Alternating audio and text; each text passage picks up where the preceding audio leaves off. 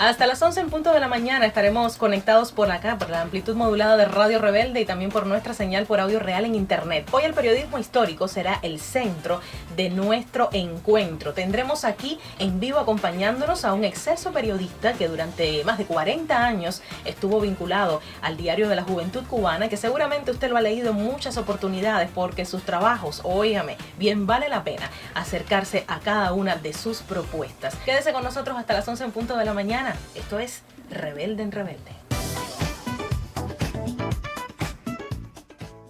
La bienvenida en este primer momento al periodista Luis Hernández Serrano. Gracias por estar, Luisito. Bueno, aquí estoy. Gracias por acompañarnos porque tenemos mucho de qué hablar de todo ese trabajo que usted ha dejado durante muchísimos años en las páginas de Juventud Rebelde y de otras publicaciones. Yo creo que la mejor manera para usted presentarse, por si alguien no lo conoce, es con décima, porque usted también escribe décimas. Bueno, mira, esta décima dice: me gusta dar la primicia, eso ha marcado mi estilo, siempre cargado de un filo que no contenga malicia. Busco asombra en mi noticia y que otro reportero la comente con certero y reflexivo esplendor. No sé decirlo mejor, pero la digo primero. Así es, porque nosotros en nuestro gremio hablamos del palo periodístico. Claro. Y usted Sí. ha sido, además de esos periodistas que ha regalado trabajos precisamente con la primicia. Decirlo primero y además decirlo bien, ¿por qué no? Me gusta investigar y entonces encontrar cosas interesantes y no quedarme yo con ese descubrimiento. El periodista Luis Sesto decía que usted es el periodista con más olfato que él haya conocido para detectar una noticia. Él me decía, yo conocí uno que era muy bueno de Bohemia, pero ¿qué va? Tú le ganaste. Me dijo. ¿Por qué usted eligió el periodismo y en particular el periodismo histórico? ¿Cómo Bueno, yo lo elegí por muchas cosas, pero fundamentalmente porque mi padre fue lector de tabaquería. Sí. Le leía obras literarias a los tabaqueros y eso me llamó mucho la atención siempre, y era poeta, y entonces yo empecé a escribir algunos versos y sonetos, décimas, etcétera, y me fui desarrollando en eso y he publicado ya varios libros de décimas y de sonetos, y tengo uno que tiene 100 sonetos sobre el tiempo, que lo va a publicar la editorial Deslinde de España. ¿Y cómo entonces de la poesía, de la décima, del soneto, usted pasa a escribir temas históricos en el periodismo? No, porque me gusta investigar cosas que la gente no conozca en detalle. Por ejemplo, en 1947, Estados Unidos preparó un contingente de mercenarios norteamericanos para apropiarse de Cuba. Eso no se conoce mucho. Es interesante. Y me gustan las cosas curiosas, que la gente diga, ¿y este viejo de dónde sacó esto? No, pero usted será viejo ahora, pero usted empezó a trabajar estos temas hace mucho tiempo. No, hace tiempo, hace más de 40 años. He publicado muchas cosas interesantes. Una de las cosas más interesantes que he publicado, en mi opinión, es cómo un hombre, él solo, en 1989 escribió 100 libros en Cuba. ¿Ah, sí? Sí. ¿Era cubano? Cubano. Y yo le puse como título, aprovechando que estaba en boga la obra esa trascendental de Gao, de Gabriel, 100 soledades en un año, o sea, 100 años de soledad, y yo le puse a mi trabajo, a la entrevista con él, 100 soledades en un año, porque él solo hizo esos 100 libros. Para los periodistas que se inician, digamos, en la profesión, los estudiantes que nos pueden estar escuchando, ¿cómo usted le aconsejaría hacer todo este trabajo? ¿Cómo es que usted llega a los temas o llegan a usted de casualidad? Bueno, no, en todas las bibliotecas, en todas las hemerotecas, en distintas instituciones hay noticias todavía por descubrir y publicar. Yo, andando en ese sentido, hice un ensayo llamado Decálogo del Periodismo Curioso. Sí. Y lo di a conocer entre periodistas, porque un tiempo impartí clases de periodismo curioso en la Facultad de Comunicación. Estuve como periodismo curioso, mire usted el término. El periodismo curioso, sí, porque eso es el tema mío. la curiosidad en el periodismo.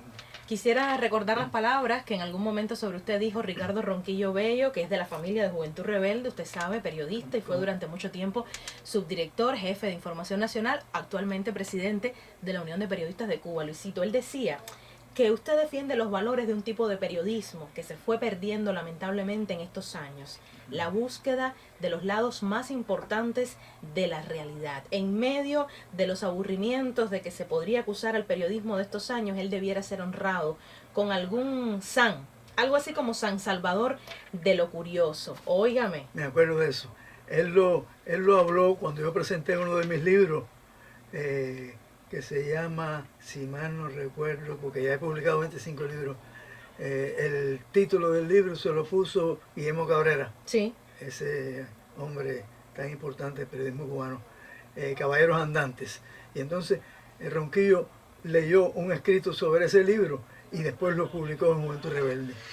Que es emotivo, ¿no? Escuchar sí. Que así piensen, y además realmente tienes razón, es importante encontrar en nuestra prensa justamente ese tipo de temas. Por ejemplo, en algún momento yo recuerdo que usted publicó sobre los náufragos del Titanic en La Habana. Eso fue una cosa interesante. Yo no lo sabía. Bueno, pero no lo leíste, no pudiste leerlo. Cuénteme. Bueno, ese fue un matrimonio español, ¿sí?, que vino a Cuba, lógicamente después de lo del Titanic, como sobrevivientes, y estuvieron aquí y le contaron a un joven periodista que con el tiempo se convirtió en un gran redactor de las cuestiones del cine en Cuba, además publicó libros, y él un día, que sabía que a mí me interesaban las cosas curiosas, me dijo: Luis, te voy a dar un notición. Ajá. Y me contó, porque él fue el que habló con ellos, y entonces me contó todo, y yo a partir de su recuento hice ese trabajo. Trabajos como este además llevan títulos que atrapan al lector. De pronto uno se encuentra con La madre que tiró su corazón al mar. Ah, sí. ¿De qué trata ese trabajo? Bueno, cuando los bandidos que estaban en Medio Oriente asesinando gente, que fueron entrenados por Estados Unidos, amenazaban a esa familia, ella cogió y montó a sus hijos en un barco sin saber que ese barco venía para Cuba, y los mandó. Y entonces le hice una entrevista por esa sugerencia, me la hizo Tubal Páez, sí, sobre eso. Entonces la entrevisté y me hizo el cuento cómo salvó a sus hijos montándolos en el barco para que vinieran. Ella pudo salvarse y venir después. Y no sé en este momento si vive o no, porque ya tenía cierta edad, pero yo la entrevisté aquí en La Habana por idea de Tubal. Con Luis Hernández Serrano vamos a seguir conversando en la emisión de hoy, porque lo amerita el periodismo histórico, acercarnos a su obra, 25 libros publicados. ¿Cuántos trabajos periodísticos habrá hecho en toda su vida? No, yo he publicado en Juventud Rebelde más de 20.000 trabajos. Con este corte. Sí, fundamentalmente es la historia de algo curioso, la historia de algo desconocido, porque eso es lo que la gente busca. Y por cierto, que eso sí me gustaría decirlo en este primer momento, la importancia de contrastar las fuentes y encontrar la veracidad, No Sí, irse sí. con la de trapo, Luisito. No, claro, no, que va, hay que ser serio. Uno no puede inventar una cosa que no haya ocurrido, tiene que ser cosa verídica. ¿Cuál es el objetivo fundamental del historiador? Encontrar la verdad y decirla, que la gente lo conozca. Conozca esa verdad. Yo recuerdo que en un congreso donde hizo la clausura, Eusebio Leal dijo que la historia no se podía hacer con goma y tijera. Había que decir la historia tal como era, tal como había ocurrido, fuera una cosa buena o fuera una cosa mala, haya tenido la participación de un hombre bueno o de un hombre malo, pero no se puede omitir su nombre. Este hombre traicionó, era fulano de tal, pero decir en qué participó en un momento que a lo mejor fue héroe, pero después traicionó. Y recibimos nuevamente aquí en los estudios de Radio Rebelde al periodista Luis Hernández Serrano, quien estuvo vinculado al Diario de la Juventud Cubana por más de 40 años. Todavía sigue siendo parte de la familia de Juventud Rebelde. Muchos trabajos periodísticos abordando la historia desde diferentes aristas tienen su firma en los archivos de este periódico y además tiene 25 libros publicados. A propósito de ser hoy 19 de abril y que recordamos los acontecimientos en Girón, en Playa de Girón, siendo una gran derrota para el imperialismo, Luisito tiene mucho que comentar. Pronto, un libro a publicar. Bueno, Berto Olivo me va a publicar en estos días un libro que se llama Las cartas no llegaron bien. Sí. ¿Por qué el título? El título es 90% de la pelea siempre. Claro. Cuando uno pone la palabra Girón en el título de un libro, después de tantos años hablando razonablemente, sí, sobre Girón, la gente pudiera decir, ¿y este viejito chiquitico, qué me va a decir nuevo de Girón? Entonces uno, como sabe que el título es el 90% de la pelea, pues yo le puse Las cartas no llegaron bien. ¿Por qué? La consigna secreta que lanzó al éter la radio enemiga, sí, anunciando que la Brigada 2506 ya salía para Cuba, fue Las cartas llegaron bien, pero como perdieron, yo le puse como título Las cartas no llegaron bien. No llegaron. Usted ha abordado los sucesos relacionados con Girón en varios trabajos. Sí, cómo no. No, yo he publicado muchos trabajos sobre Girón, pero entre los mejores 30 trabajos escogidos por mí, a lo mejor me equivoqué, sobre mi carrera periodística, tengo 2 trabajos aquí incluidos. Uno, el último mercenario de Girón que estuvo preso en Cuba. Sí. Estaba en una cárcel de seguridad, pero se fugó y se escondió en un edificio de apartamentos de Olleros. Y allí durante 2 años estaba en secreto, pero la seguridad del Estado lo capturó. Sí. Estaba condenado a 30 años de prisión. Sin embargo, la mamá preguntó por él y preguntaba, y era una señora de edad, y entonces el comandante en jefe dejó que lo liberaran y se fuera con su mamá para Estados Unidos. Además, la familia de Kennedy estaba interesada en que ese último mercenario se fuera. Y Fidel, que era un genio político, de esa manera mató 2 pájaros de un tiro, como se dice vulgarmente. Usted también en algún momento habló de por qué no estuvo el Che en Girón. Sí, pero antes de decir eso, voy a decir que el trabajo que yo publiqué, El último mercenario de Girón, fue con uno de los compañeros oficiales del Ministerio del Interior que capturó al hombre en su apartamento. La fuente viva. Cuando entraron estaba viendo un juego de pelota, y entonces ahí fue capturado y procesado. Bueno, el proceso fue que Fidel lo autorizó a irse. Uh-huh. El otro trabajo es que esto pudiera parecer una cosa de ejercicio de egoteca mío, pero que pudiera parecer una vanidad, pero si acaso es una vanidad sana. Mi padre fue el único civil que yo sepa con traje y corbata en Girón cuando los combates. ¿Por qué estaba allí? Estaba allí porque él se había puesto su saco, su corbata para retratarse, para sacar una foto para un trámite, para estar bien bonito, muy elegante en el trámite, y vio pasar en un camión el batallón de 114 de Santiago de Las Vegas, donde estaba mi hermano mayor, Ismael, Marcos Ismael. Y entonces le cayó atrás en el carro donde él trabajaba como administrador de una planta de asfalto que hacía carretera, que hicieron precisamente carretera de Girón por donde después pasaron los milicianos. Y entonces le cayó atrás al camión, llegó allí y el comandante Orlando Rodríguez Puerta lo autorizó a que fuera, porque le pidió permiso. Déjame ver a mi hijo que está lo vi, hacía meses que no lo veía. Y entonces el comandante, en un papel de cartucho que tenía en el bolsillo, le puso salvoconducto, dejen pasar a este padre a ver a su hijo. Y entonces yo publiqué 2 trabajos de ese tipo. Uno que hablaba de cómo él estaba, el único civil que estaba con traje y corbata dentro de de Girón, y otro que decía que Girón también se ganó con abrazos de padre.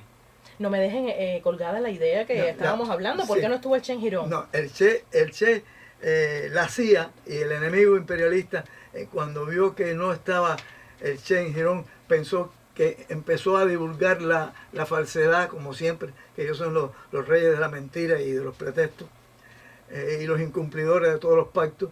Y entonces dijeron que no estaba el Che porque se había fajado con Fidel y con Raúl, y era falso. Es que el Che en la Cueva de los Portales, sí, en Pinar del Río, se le cayó su pistola, su propia pistola, y le atravesó la cara y le salió por uno de los huesos más duros del cuerpo, cerca del hueso del pabellón de la oreja. Y entonces él estuvo con tratamiento, convaleciente. Sí, pero cuando ya los médicos le habían dicho que no podía salir, fue hasta Girón uno de los días que se estaban buscando algunos mercenarios que estaban escondidos en los montes y eso, pero no pudo combatir por esa razón, porque se había dado un tiro de su propia pistola. Eso yo lo publiqué. Son ejemplos de cómo abordar un mismo hecho desde diferentes aristas que resulten curiosas, que resulten novedosas. Con Luis Hernández Serrano yo voy a conversar más adelante. Manténgase informado sobre este libro que pronto saldrá publicado bajo el sello de la editorial Verde Olivo. Las cartas no llegaron bien. Luisito se queda con nosotros. Buenos días.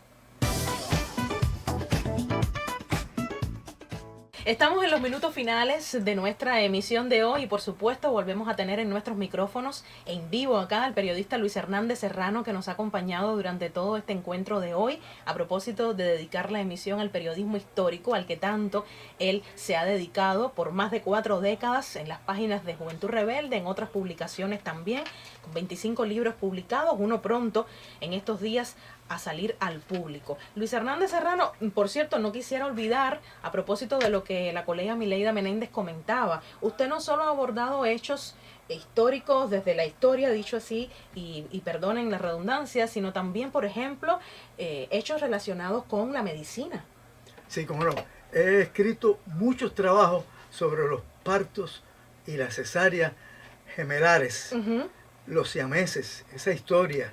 Hubo un médico, amigo mío, cuyo nombre por ética no voy a decirlo ahora, me dijo: Luis, tú no puedes atender un parto ni hacer una cesárea, pero hay pocos médicos de nuestra especialidad que tengan los datos que tú tienes sobre los gemelos del mundo desde hace 200 años para acá. Entonces yo me río porque yo pienso que eso es una broma que él dice, pero he publicado muchísimas cosas sobre ese tema. Decía Miriam Rodríguez Betancourt, que además es una voz excelsa del periodismo en nuestro país, que a usted le interesaba aproximar al lector al ser humano que habita en cada personaje, por eso cuenta también estas historias. Sí, todo el mundo es importante, todo el mundo tiene una historia. Yo recuerdo que uno de los grandes historiadores cubanos decía que la verdadera historia de Cuba sería la historia de cada una de las personas, lo que eso es materialmente imposible lograrlo, ¿no? Pero me ha gustado mucho eso. Hay personas que se subestiman, pero cada ser humano es importante y tiene su propia historia. Si escribiría, pues escribiría sobre esas cosas que ha vivido, cosas interesantes. Y por cierto, cada trabajo que usted publique, que le puede resultar novedoso a todo el lector, también puede resultarle sorprendente al protagonista de la propia historia. Eso pasó con el comandante en jefe, ¿no es así? Sí, como no. Fidel disparó con la escopeta de Hemingway sin saberlo. Entonces yo publiqué, me encontré con la persona esa que le había dado la escopeta más importante que tenía Hemingway, que él la llamaba la yegua, y que tenía 2 cañones, pero no paralelos, sino uno encima del otro, over, se dice en inglés. Y entonces con esa escopeta se suicidó Hemingway en Estados Unidos. Y con esa escopeta fue que practicó tiro en el campo de tiro del cerro, Fidel sin saberlo. Y cuando yo publico la entrevista del hombre que le daba la escopeta, Hemingway le dijo: mira, mis 12 fusiles, mis 12 escopetas tú las das a cualquiera, pero no digas que son mías, porque pudieran robarlas para guardarlas. Y entonces Fidel, cuando leyó ese trabajo, le dijo a Katiuska Blanco, cuando Katiuska conversaba con él largamente para hacer el libro Fidel Castro Ruz, Guerrillero del Tiempo, ella le dice, mire, usted no leyó este trabajo de la escopeta de Hemingway. Dice, mira, y Fidel que le contestó textualmente, está en uno de los tomos de ese libro de Katiuska, le dijo, mira para eso, ¿quién me lo iba a decir? ¿Se enteró por usted? Que se había enterado por mí. Ahora, explique usted, que además fue quien publicó al respecto, dónde se ensayó el bombardeo de Hiroshima y Nagasaki. Bueno, el bombardeo de Hiroshima y Nagasaki se ensayó en Cuba. A finales del año 44 y principios del 45. Recuerde que los bombardeos son el 6 de agosto del 45 en Hiroshima, sí, y el 9 de agosto en Nagasaki. Sí. El dictador Batista prestó el territorio. No tengo una prueba de que lo haya sabido que era para ensayar el bombardeo, pero sí permitió que los 3 aviones B-29 que participaron en el bombardeo y sus tripulaciones estuvieran en Cuba practicando el bombardeo. Salían de la base aérea de San Antonio de los Baños hacia la base aérea de San Julián de Pinar del Río, sí, y de ahí a la Ignacio Gramonte de Camagüey a 23.000 pies de altura. Las mismas 3 tripulaciones y los mismos 3 aviones. ¿Cómo me enteré? Tubal Páez me dijo, Luis, hace falta que hagas un libro sobre Félix y Musa, porque nadie ha leído nada de Félix y Musa, y como tú sabes es el emblema principal de la condecoración más importante de la OPEC. Y entonces, nada menos que la única persona, la única hermana que tuvo, él no tuvo hermano, nada más que una hermana, me contó a mí, porque yo le insistí en la entrevista, porque me dijera cosas interesantes sobre su hermano. Me dijo, ya yo he hablado durante más de 50 años sobre mi hermano, pero te puedo decir algo que no lo he dicho a nadie. Él me contó cómo conoció un mayor de la Fuerza Aérea de Estados Unidos que estaba en Santo Domingo, cuando él fue a ver los lugares donde Martí había vivido, y le contó que él había sido uno de los tripulantes de los 3 aviones y que esa misión con el nombre secreto de Operación Bandeja de Plata se había ensayado en Cuba y cómo había sido. Entonces, como ella tenía como 98 años, yo pensé que era una cosa que ella había mezclado en su memoria, pero no, ella estaba absolutamente lúcida. Entonces hice una investigación casi que de inteligencia militar, y me leí el periódico de discusión de La Habana, que era el Tribuna de La Habana de aquel tiempo, y busqué página por página todos los oficiales de la Fuerza Aérea de Estados Unidos que habían venido.